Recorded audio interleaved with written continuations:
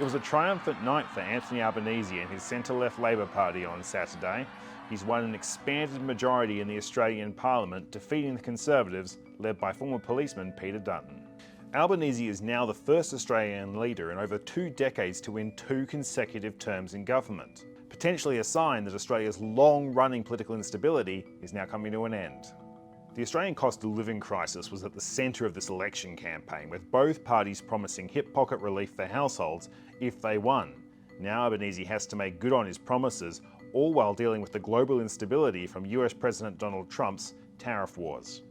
In the lead up to the election, Trump placed a 25% tariff on all exports of Australian steel and aluminium, in addition to the 10% as part of his global tariffs that have now been largely paused. Albanese's political origins are the polar opposite of Trump's. On one hand, you have a left-wing political warrior who grew up in public housing, the son of a single mum, and the other a US billionaire who ran for power and is now a maverick statesman in his own country. But following his first call with the Australian Prime Minister, Trump described Albanese as a very fine man. It's the beginning of a budding friendship, one that Albanese will have to build on if he hopes to push Australia's national interest.